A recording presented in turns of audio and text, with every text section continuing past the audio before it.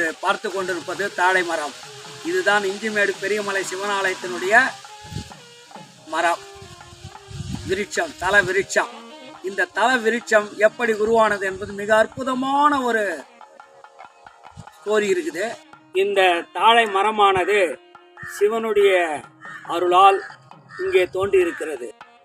ஏன் தோன்றியது என்பதே மிகப்பெரிய ஒரு ஆச்சரியமான செய்தி.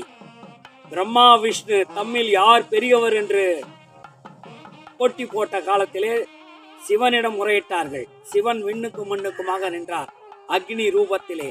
அவர் முடியையும் அடியையும் யார் பார்க்கிறார்களோ அவர்கள்தான் பெரியவர் என்று சிவன் அறிவித்திருந்தார். ஆனால் இரண்டையும் யாராலும் பார்க்க முடியவில்லை.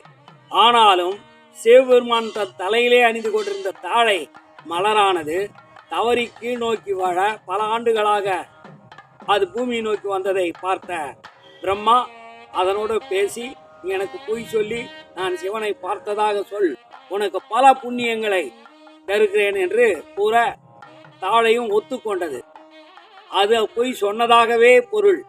அதனால் சிவபெருமான் அந்த தாழையை சபித்தார். நீ எந்த காலத்திலும் உன்னை நான் இனிமேல் வைத்துக் கொள்ள மாட்டேன் தலையில் என்று கூறினார். ஆனால் அது தாழை வணங்க, நீ தாழை பனைமரமாக இஞ்சிமேடு பெரியமலை சிவனாலயத்திலே கலியுகத்தில் சென்று தவம் செய்வாயாக என்று கூறியதனால் இந்த தாழை மரம் இப்பொழுது இங்கே இருக்கிறது. இந்த மரத்தை வந்து யார் வணங்குகிறார்களோ, சுற்றி வருகிறார்களோ, கட்டி தழுவுகிறார்களோ அவருடைய பாவங்கள் எல்லாம் போகும் என்பது உண்மை.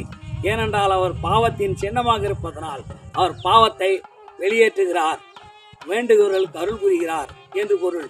அது மட்டுமல்ல, இந்த தாழை கன்றாக இருந்தபோது எங்கள் அப்பா காலத்தில் 4 அடி உயர்ந்தான், அவருடைய அப்பா காலத்திலையும் 4 அடி உயர்ந்தான், என் காலத்திலையும் சிறுவனாக இருந்தபோது 4 அடி தான்.